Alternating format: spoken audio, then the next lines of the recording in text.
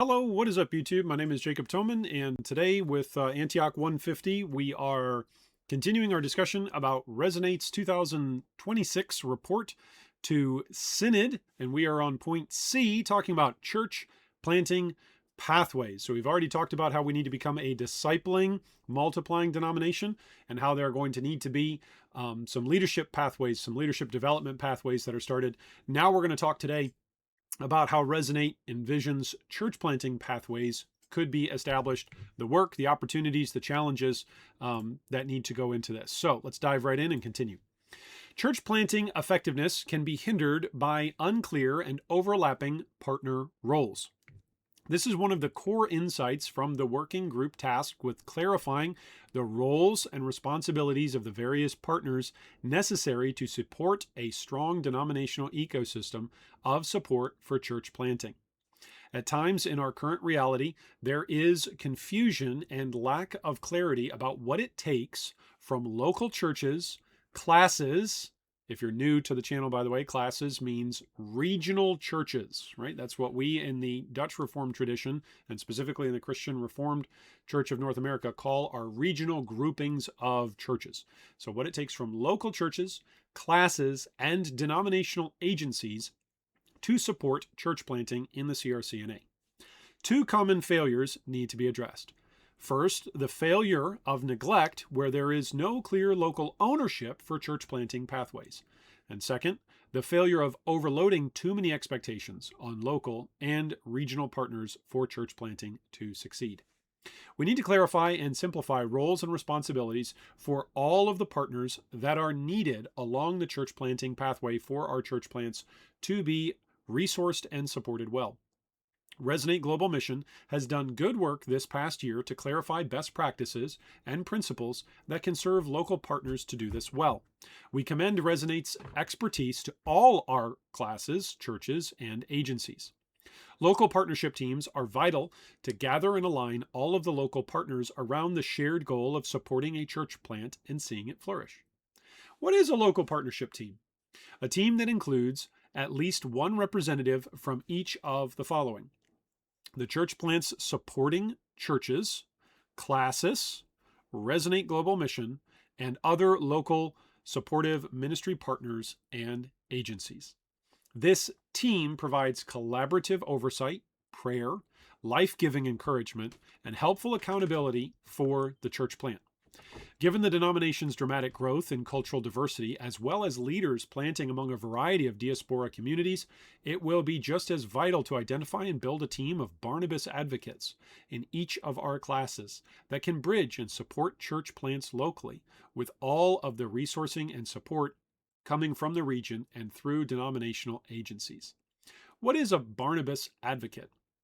Just as Barnabas advocated for and encouraged the Apostle Paul, removing barriers and helping him succeed in Jesus' mission, as you can read about in Acts 9:27, 11:25 and 26, and chapter 12:25 and 14:28.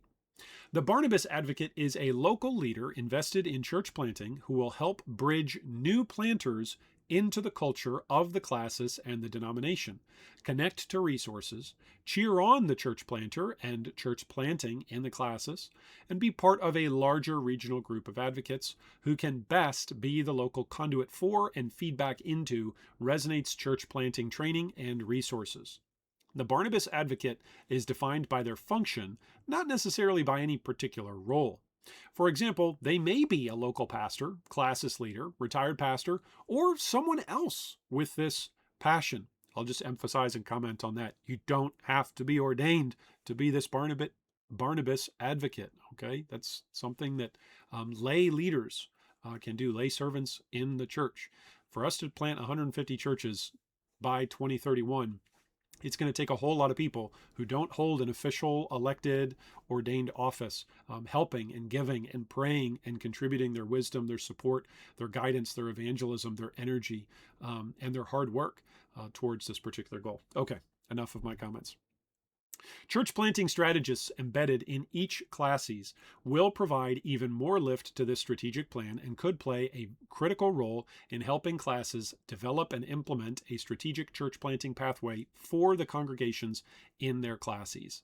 If we are going to achieve our 5-year aspirational outcome, we will need to identify classes that are willing and able to collaborate with Resonate Global Mission to design a contextualized church planting pathway, clarify the core components of the pathway for their context, and begin to identify potential leaders, advocates, and support roles that are needed to begin piloting a church planting pathway for their classes.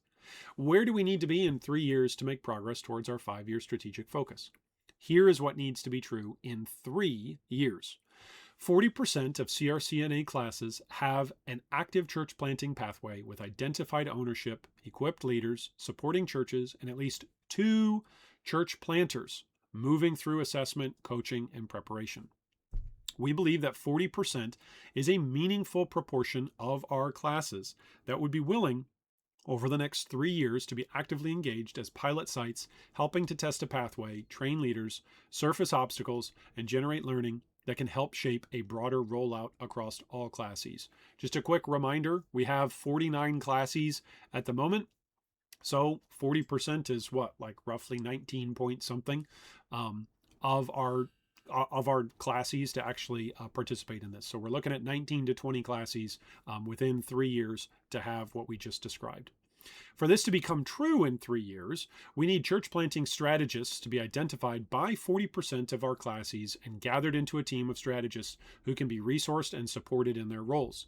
We will need 40% of our classes to be willing to have their church planting strategists collaborate with Resonate Global Mission to develop and implement a church planting pathway that is owned and operated by the classes. We will need each of these classes participating as pilot sites to get an aspirational goal of identifying and beginning to work with at least 2 church planters or teams over the next 3 years. Therefore, we recommend the following to Synod 2026. That Synod instruct the Office of General Secretary in collaboration with Resonate Global Mission to accomplish the following towards the 3-year milestone. Work with all CRCNA classes to identify a Barnabas advocate, as described in this report, for each classes, and to connect that person to Resonate Global Mission for equipping, connection to other Barnabas advocates, and support.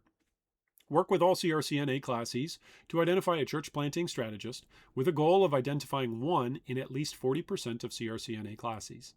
This church planting strategist, once identified, should be connected to Resonate Global Mission for equipping, support, and collaboration.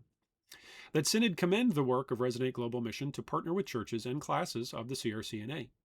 Resonate's partnership agreement framework provides clear roles and responsibilities along with best practices for collaborative partnership to support CRCNA church plants. That Synod commend the work of Resonate Global Mission to help churches, classes, and agencies of the CRCNA to discover helpful ways in which our church planting pathways can learn from and be connected to what God is doing in the global church today in the area of church planting. All right, so that was recommendation C, or section C, of the 2026 Resonate report to Synod. I am going to comment just a couple things on this one because it pertains to future discussions. I guess everything at this point in the project pertains to future discussions, right? If we're going to be talking about this and working towards this over the next 5 to 10 years, I guess everything right now is early game. But thinking about church planting pathways, I think there's a lot of different components that are in here. One of them is the stories of how church plants get started. And this is me speaking personally. This is not an indictment on any of the work that's been done. Please don't hear this as a criticism.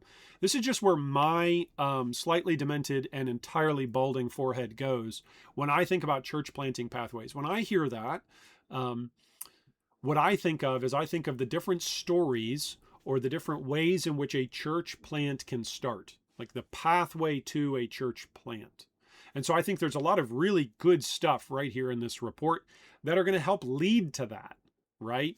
In identifying some of the obstacles and identifying some of the challenges that come up along the way, either an overemphasis on the workload that's needed at a local level or an underemphasis on the local support that's needed on a local and regional level. I think that's a good thing to identify from the get-go. I really affirm and echo that. But I guess I'm in a whole other category here when I think of church planting pathways.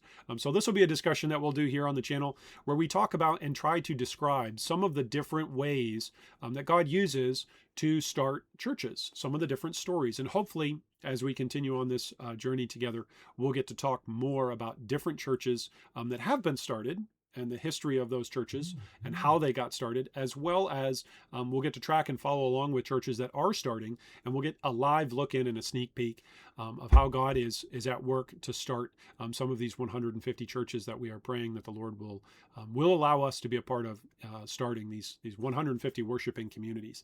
So, a couple things really quick here on church planting pathways. I think it's important for us to remember that we can drop the ball on either end, as Resonate already has identified. We can either overemphasize local support and responsibility, or we can underemphasize it, both local and regional support. I know of stories from multiple different Western-based Christian denominations that are Protestant and Reformed, basically, in their theology and ecclesiology, that would have similar stories that would echo these sorts of warnings about dropping the ball either locally or regionally, or overemphasizing things locally and regionally.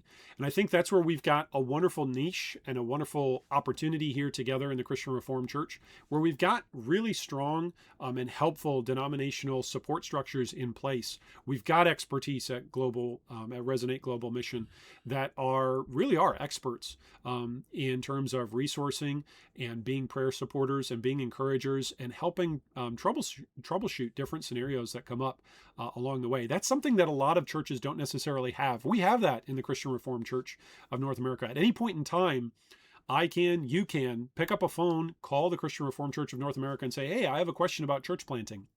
And you will be redirected to a person who has got experience and who's got wisdom to be able to address or help connect you with someone who's got the wisdom and experience to answer your question. So I think that's a strong point that we've got, that there's a denominational layer to this, but there's also a regional layer to this.